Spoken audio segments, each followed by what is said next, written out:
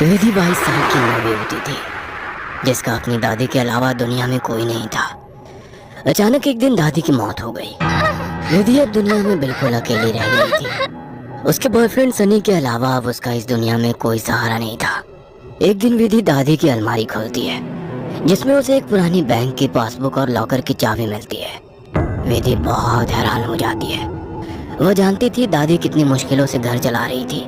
फिर ऐसे में उनके पास से मिली ये लॉकर की चाबी देखकर विधि के मन में सवालों की झड़ी लग गई थी। ऐसा क्या है उस लॉकर में जिसके बारे में दादी ने उसे आज तक नहीं बताया? सवाल बहुत सारे थे जिनका जवाब ढूंढना था। दादी की डेथ सर्टिफिकेट लेकर जब वो बैंक पहुंची तो उसे दादी की लॉकर का एक्सेस मिल गया। उत्सुकतावश उसने लॉकर खोला तो उसमें सिर्फ उसे कुछ कागज दिखाई दिए। विधि कागज लेकर घर लौट आई। उन कागजों के मुताबिक मंथनपुर में एक बड़ी हवेली दादी के नाम थी। इतनी बड़ी हवेली है दादी के पास और हम सालों से इस 2 कमरे के किराए के मकान में जी रहे हैं। ऐसा क्यों किया दादी ने? खैर जो भी बात हो, अब तो ये हवेली मेरी है। मैं कल ही मंथनपुर के लिए निकलती हूँ। अगले ही दिन वो मंथनपुर के लिए निकल गई थी। बड़ी अजीबोगरीब सी जगह थी ये।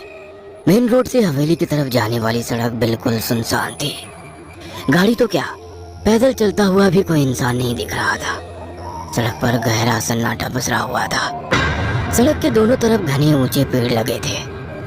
इतने पेड़ पौधे होने पर भी वहां किसी भी पक्षी का कलरव नहीं था। कोई जानवर नहीं। धीरे धीरे अंधेरा हो रहा था। सड़क किनारे लगे घने पेड़ अब जंगल की तरह दिखाई पड़ रहे थे। सड़क पर फैली खामोशी अब विधि को डरा रही थी। कुछ ही देर में वो पैदल चलते हुए हवेली तक पहुंच गई थी। हवेली काफी पुरानी दिखाई पड़ रही थी। ऐसा लगता था कि सालों से वहां किसी ने पैर ही नहीं रखा। हवेली के 500 मीटर के दायरे में गिने चुने ही मकान थे और जो थे वो भी खाली पड़े हुए थे। विधि के मन में कुछ अजीब सी उथल पुथल मची हुई थी। मेन गेट खोलकर वो हवेली के अंदर पहुंच गई। अंदर का नजारा देखकर वो दंग रह गई थी। पूरी हवेली जगमगा रही थी। अंदर महंगे फर्नीचर और सजावटी सामान देखकर विधि का मुंह खोला का खोला रह गया था। अरे वाह, ये हवेली तो बहुत वेल मेंटेन्ड है। लगता है यहाँ जरूर कोई रहता है। हेलो, कोई है? कोई है यहाँ? विधि पूरी हवेली में घूमकर वहां रहने वाले व्यक्ति को ढूंढ रही थी। ढूंढते ढूंढते वो हवेली के अंदर आकर देखने लगती है। तभी एक बूढ़ी औरत न जाने कहां से विधि के सामने आ जाती है। बूढ़ी के चेहरे पर गहरी झुर्रियां थी और कमर झुकी हुई थी। काला लबादा पहने, आधा मुंह पल्लू में छिपाए वो औरत बेहद डरावनी लग रही थी। आउच! डरा दिया आपने। क्यों आई हो यहाँ? लौट जाओ। मैं कहीं नहीं जाने वाली। ये मेरी हवेली है। बाय द वे, आप कौन? यहाँ कोई नहीं रह सकता। शैतान रहता है यहाँ। लौट जाओ। शैतान? Very funny. अच्छा, तो हवेली हड़पने के लिए ये स्टोरी बनाई है आपने? विधि कुछ कहने वाली होती है, तभी वो देखती है कि बूढ़ी औरत हवेली की ओर देखकर कुछ सकपका गई है और अपना चेहरा ढकते हुए वो अचानक ही अंधेरे में कहीं गायब हो जाती है। बड़ी अजीब औरत थी।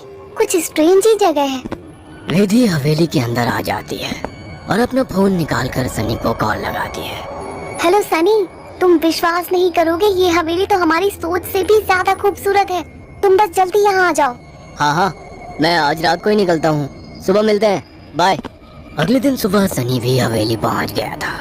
अरे यार, कहाँ फंसा दिया विधि ने। अंदर जाने तक का रास्ता नहीं है। हर तरफ झाड़ियाँ, पेड़ पौधे। ऊपर से मुझे कहा कि मेरी सोच से भी ज्यादा खूबसूरत है हवेली। हवेली माय फुट। सनी बड़बड़ाता हुआ मेन गेट से अंदर जा रहा था। बाहर का कंपाउंड क्रॉस करने के बाद अब वो दरवाजे के सामने था।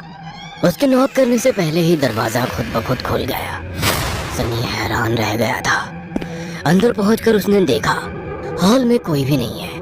विधि को पुकारते हुए वो अंदर बेडरूम की ओर बढ़ गया। बेडरूम के अंदर का नजारा देखकर सनी